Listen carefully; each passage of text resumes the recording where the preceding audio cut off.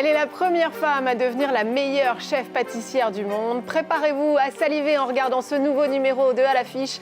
Aujourd'hui, notre invitée est Nina Métayer et elle est venue les bras chargés de ses plus savoureux gâteaux. Bienvenue à tous et bonjour Nina Métayer.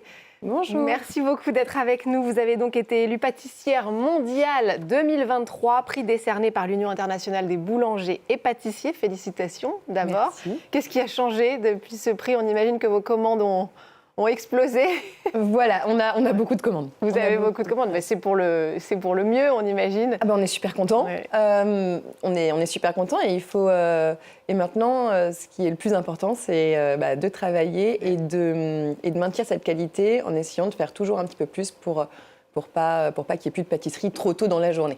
Et vous me disiez que vous vous levez tous les jours à 4h du matin. Oui. On sait que la pâtisserie, la boulangerie, c'est beaucoup de travail. Alors en tout cas, justement, pas question pour vous de vous reposer sur vos lauriers. À peine récompensés, vous êtes retourné là où on imagine vous vous sentez le mieux, vos cuisines. On va vous regarder à l'heure et on vous retrouve juste après.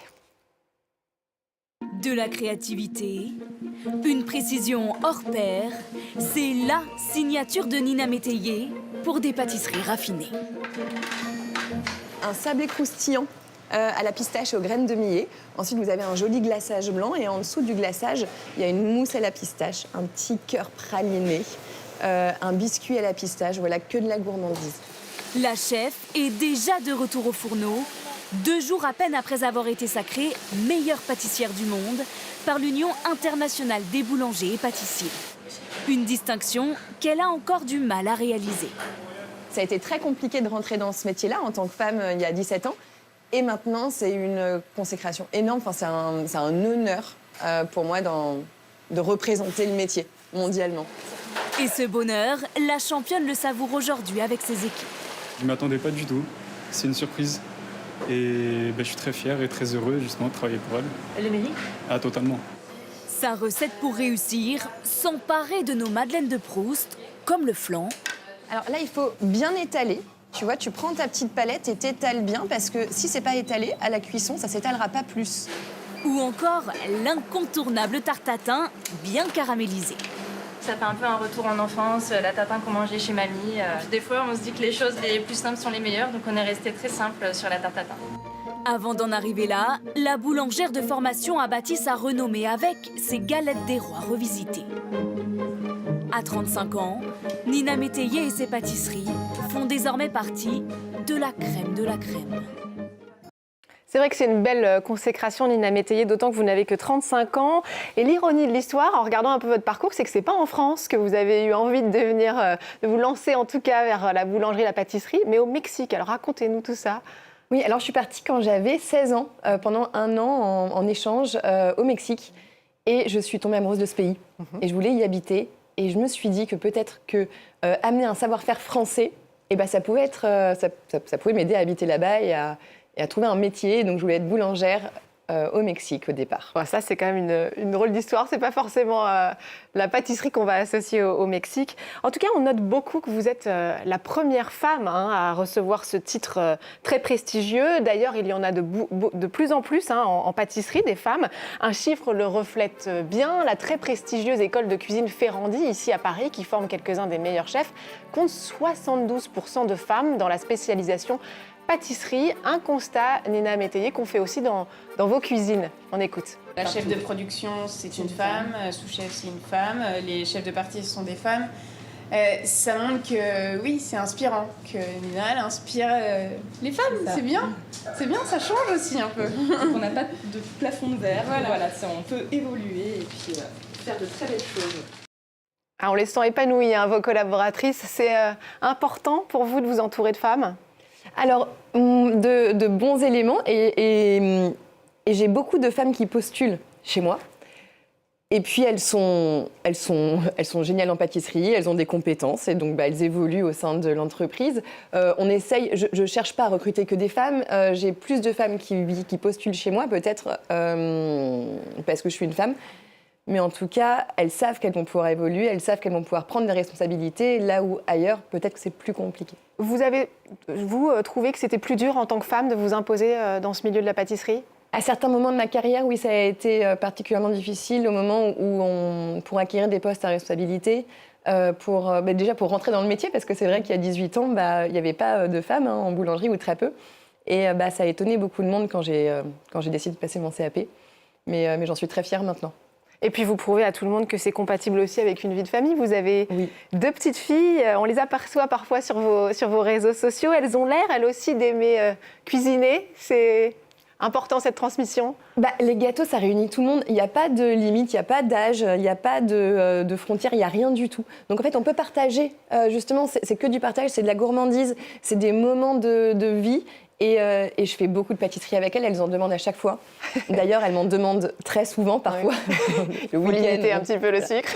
Mais non, c'est surtout que moi, j'aimerais bien me reposer, mais qu'elles ont envie de faire des gâteaux. Et donc, c'est mon plus grand plaisir, c'est de partager ça avec elles. Et on en fait au moins une fois par semaine, voire 2. Ouais, c'est un très beau moment à partager aussi avec des enfants, la cuisine. Nina Métayer, vous n'avez pas de boutique à proprement parler. Vous avez des endroits où on peut aller retrouver vos créations. Et vous avez surtout votre boutique en ligne. En revanche, vous êtes installée il y a 3 ans, pas très loin de nos studios de France 24, ici à Issy-les-Moulineaux, dans des locaux très spacieux, dans un immeuble industriel, et vous développez ce que vous avez appelé un laboratoire. Est-ce que ça veut dire que pour vous, il y a un côté scientifique dans la cuisine? Est-ce qu'il y a un côté petit chimiste? Alors, en fait, on appelle laboratoire un espace de travail de pâtisserie. On n'est pas dans une cuisine réellement, c'est un espace de production. Et c'est vrai qu'on appelle laboratoire. Moi, je l'appelle comme ça. C'est pas vraiment scientifique ou voilà. On est vraiment dans l'artisanat, hein. Mais c'est le nom que je lui donne. Et alors, si on a une boutique, c'est vrai que la boutique digitale peut paraître un peu différente, mais on produit comme dans une boutique et mais on produit en évitant tout le gaspillage. On ne produit que ce qui est commandé.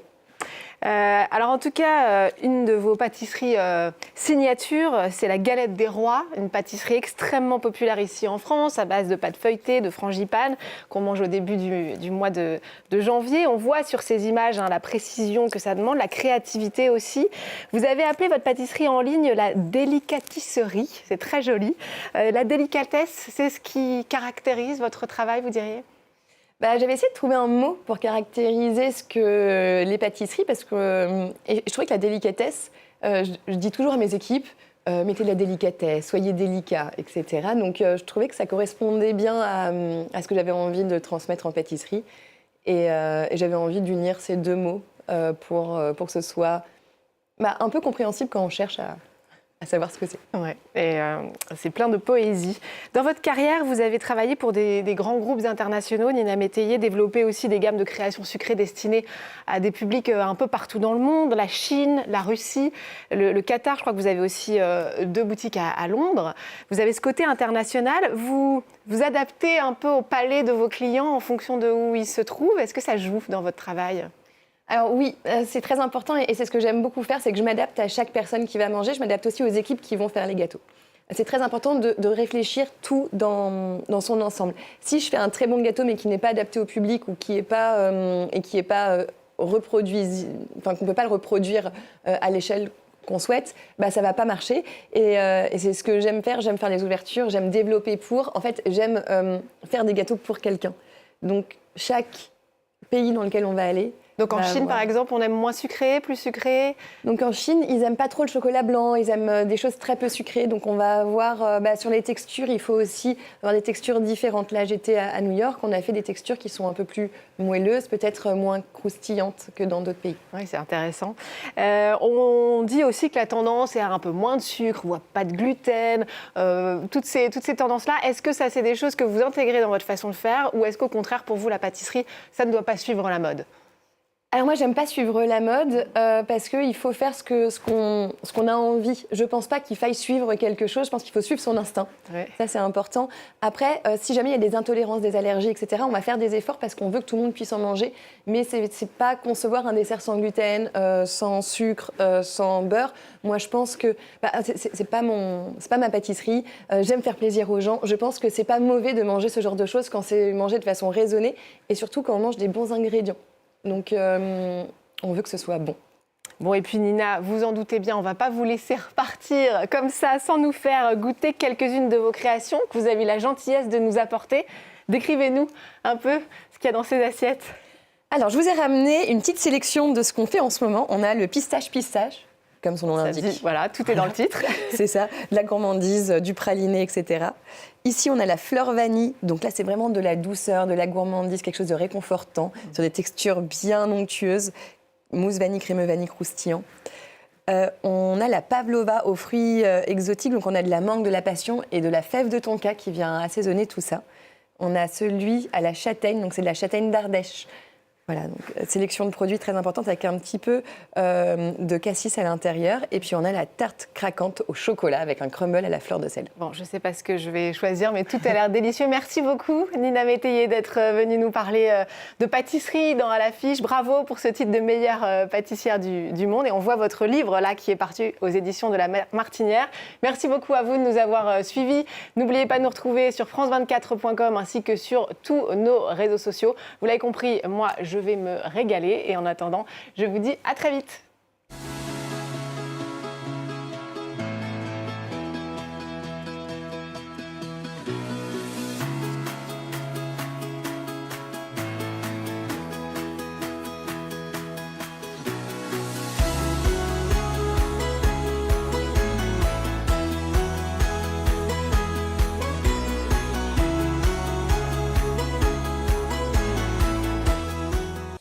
Versailles, le Mont-Saint-Michel, le Louvre, le patrimoine français a ses stars. Mais le génie français et la France recèlent bien d'autres merveilles. Métiers d'art, gastronomie, architecture, sites naturels. Avec France 24, partez à la découverte de cet héritage bien vivant. Du jeune apprenti à l'artisan au savoir-faire reconnu, de l'éleveur au chef étoilé, rencontrez ces passionnés qui préservent et font vivre le patrimoine français. Vous êtes ici. À voir sur France 24 et france24.com.